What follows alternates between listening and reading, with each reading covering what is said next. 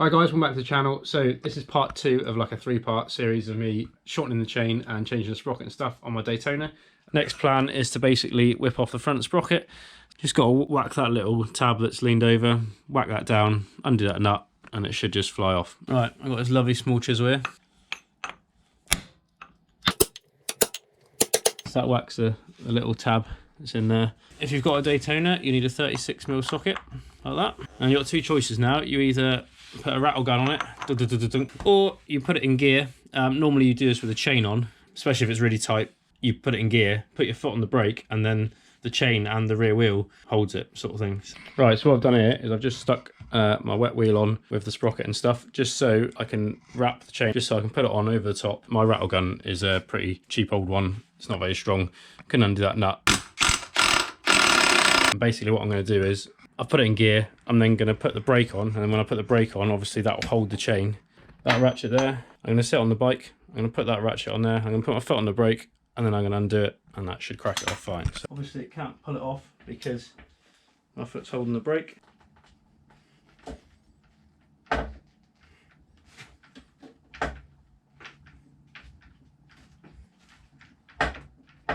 Fucking it's tight.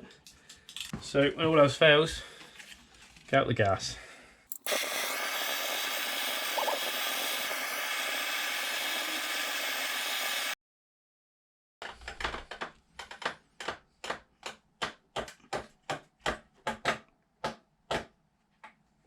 Fuck me.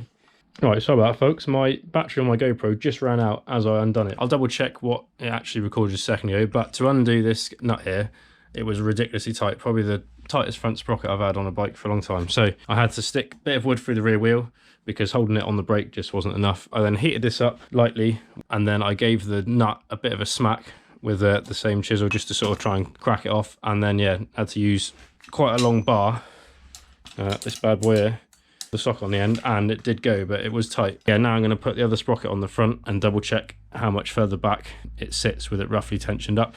This here is sort of roughly tensioned with it on the standard sprocket. So yeah, I'm pretty happy with that. And there's still definitely enough room for the 180/60 tyre, even with the hugger on. I think that will even miss there. So I wouldn't be worried. If it was getting a bit close to there, I would have been happy enough taking this hugger off because there's a bit less gap there than there is back there. But it doesn't look like I need to for the minute. These are the bits I got. So that's my new 14 tooth front sprocket. Just a word of warning in case you try and order one yourself. It's a bit confusing, but on JT sprockets, they call a 525 a 520. Don't know why, but yeah, the part number there says 520. I double checked when I bought it off the people and they said yeah. I don't know what JT sprockets call a normal 520, but anyways, here's the new HoloLink DID 525 VX3. I don't know if you can read that on there, but that's what it is. And they supply you some grease. So basically plan is now bang this sprocket on, do that up. You'll see I bought the one, they JT sell like a cush drive sprocket. It's supposed to make the noise a bit less or something, so it doesn't make much difference. It's obviously before it didn't have one of those on there. I'm going to keep that one as a spare. I want to change the ratio back, but I'm going to go to this one for the minute. So I'm just going to put a bit of grease on the splines, make it nice and easy to go on, like that. We'll put the nut back on again, put that bad boy back on that. Doesn't really want to fit in with the rubber there, does it? So it seems like the JT sprocket that comes with this extra rubber doofer doesn't want to fit the locking tab back in very nicely. So I've got two choices. I either cut the locking tab down a bit all the way around, or I cut the front bit of that rubber off, which I think is probably the much easier piece to do. So I'm going to do that now.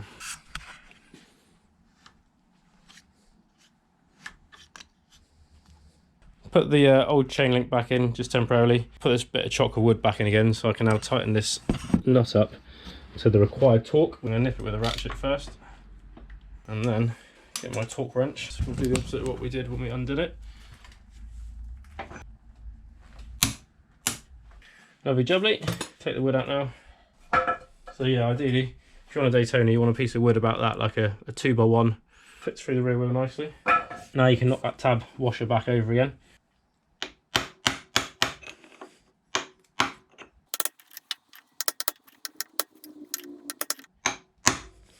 There we go, so he's nicely knocked over there now. So that is all. I should be able to add up in the corner here or whatever the third part, which will show me replacing the hollow link in the chain using this tool here, which is a AFAM chain rivet tool, this bad boy. So yeah, keep watching, write whatever you like in the comments, and I'll get back to you as soon as I can.